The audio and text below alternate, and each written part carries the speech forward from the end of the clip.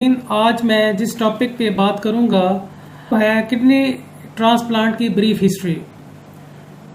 اس میں high light کروں گا ان لوگوں کو، ان واقعات کو اور ان کیسز کو جنہوں نے کڈنی ٹرانسپلانٹ کی کامیابی میں اہم کردار ادا کیا ہے۔ ناظرین، 1902 میں آسٹریا میں پہلا کڈنی ٹرانسپلانٹ ہوا تھا، لیکن یہ اینیمل ٹو اینیمل ہوا تھا، یعنی اس میں ڈونر بھی اینیمل تھا، ریسیپینٹ بھی اینیمل تھا۔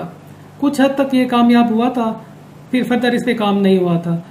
اس کے بعد ناظرین 1909 میں انسانوں میں کڈنی ٹرانسپلانٹ کا پہلا تجربہ ہوا، لیکن اس میں ڈونر اینیمل تھے، یعنی منکیز تھے، ڈاگس تھے، ریبٹس تھے اور ریسیپینٹس تھے اس میں ہیومنز۔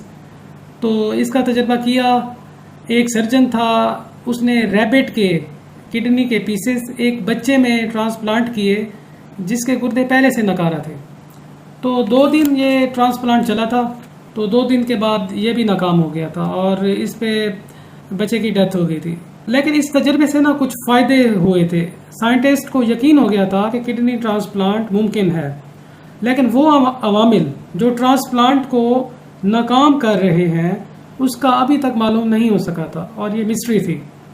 ناظرین، پھر 1933 میں پہلا ہیومن ٹو ہیومن، یعنی ڈونر بھی انسان تھا اور ریسیپینٹ بھی انسان تھا، پہلا اس کا تجربہ کیا گیا، لیکن اس میں بلڈ اور ٹیشو میچنگ نہیں تھی، تو یہ تجربہ بھی ناکام ہو گیا تھا۔ پھر ناظرین 1954 میں کارٹیسون لائک ایک ڈرگ استعمال کی گئی تھی ایسے پیشنٹس میں جس میں ڈونر بھی ہیومن تھا، ریسیپینٹ بھی ہیومن تھے، لیکن اس کا بھی ایفیکٹ نہیں ہوا تھا اور وہ کارگر ثابت نہیں ہوا۔ پھر ناظرین ایک ریولوشن آیا 1954 میں، وہ وقت آیا جس کا سب کو انتظار تھا۔ بوسٹن میں جوزف ای مرے نے پہلا انسانی کامیاب کڈنی ٹرانسپلانٹ کیا۔